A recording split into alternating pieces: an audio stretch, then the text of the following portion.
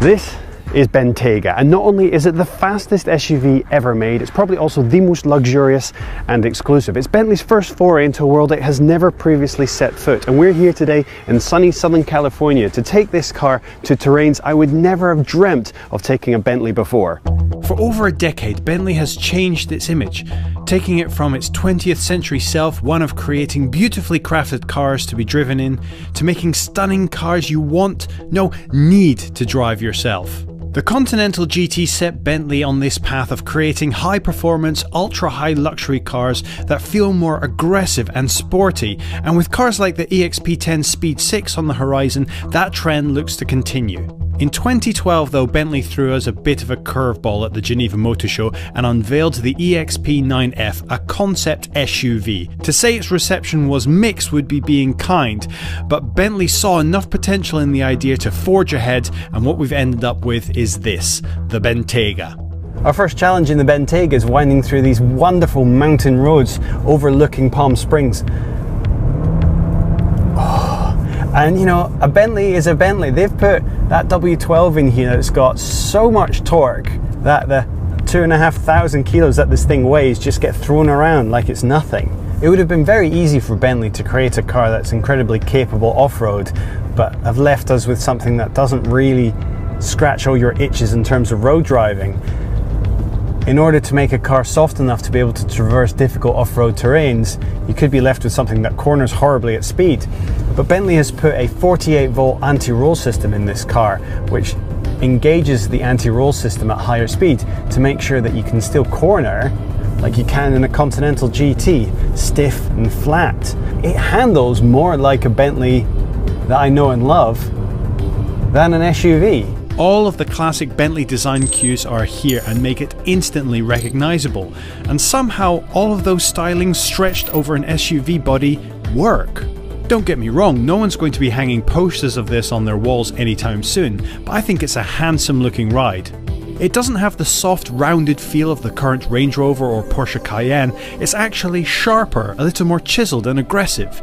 It has a touch more of the muscular to it, just like its stablemates. The interior is exactly what you'd expect from Bentley, the absolute highest quality wood, metal and leather that looks, feels and smells amazing. A Bentley SUV though, a Bentley SUV. Well, the question why is redundant. SUVs are the fastest growing sector in the industry and the economy is in full recovery. Money's beginning to flow again and people really want big practical cars that are still status symbols of their wealth and success. SUVs, like all other parts of the industry, have layers available to you. You've got your Audi Q7s and your X5s, and then above that you've got your Range Rover Sports and your Porsche Cayennes. And that was it. Beyond speccing up your car or customizing it to within an inch of its life, there wasn't really any other way of spending money on an SUV. Until now, Bentley have helicoptered in the Bentayga as this top tier of the SUV cake, providing a high point in luxury and performance that you can now spend all of your readies on. The question isn't why. The question is at what cost? This is where a lot of people, me included, get concerned. Does branching out into SUVs somehow cheapen the brand? Does it spoil their reputation by pursuing a car that we all know will land them in some serious bank, but might not embody everything they stand for? To test that, I'm going to do something I do with every Bentley, but in a way I've never done it before. I'm going to thrash it off-road.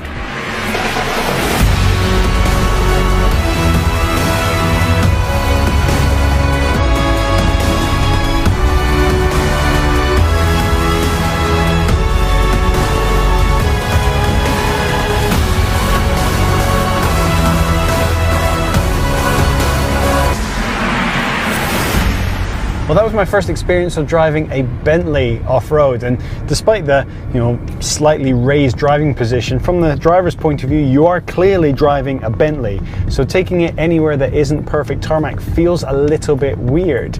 And certainly when you get that horrible sound driving too close to dried branches as they squeak and creak and crack their way down the paint job, you think someone in crew must be slowly sobbing themselves to sleep in the knowledge that you're ruining their perfectly hand-finished, mirror-finished paint job. But once you get over that, you realize it is an incredibly capable off-road car. That was in no way the most challenging terrain this car could handle, nor does it even have the most ferocious of off-road settings. This is just on normal road tires, and it just took everything in its stride. And there is so much torque in this car that as long as one wheel is touching the ground, you're always going to get traction. But there are so many driving aids that at times, your feet are completely off the pedals, you barely have to put in any steering input, and you've been taken around by a car that's doing almost all of the work for you. Autonomous cars might be far off, but cars like the Bentayga can certainly do most of the hard work for you. Powering the Bentayga is the familiar combination of the W12 engine with a ZF 8-speed gearbox. Now, Bentley say that it's an all-new W12 and not a single nut, bolt or washer has been taken from the old one. With 600 brake horsepower and 663 foot-pounds of torque, it certainly gives you what you need to power through some serious desert roads. 0 to 60 is in an incredible 4 seconds flat. That's just as quick as the Bentley Continental GT speed, and it tops out at 187 miles an hour, making this not just the fastest SUV in the world, but a damn fast car of any kind. The Bentayga is built on the VW MLB platform, which it shares with the Audi Q7 and the Porsche Macan, but it would be a mistake to say that the Bentayga is either of those cars underneath. Rather than sharing a chassis, the similarity really only extends to the engine layout. For all intents and purposes, this car has been built from the ground up. And this is where it all starts to make sense. I was so worried about what the Bentayga might take away from Bentley that I never stopped to think about what it might be adding. And what it adds is some totally badass off-road capability to an already awesome lineup of cars. This car is like a street brawl in a tweed suit.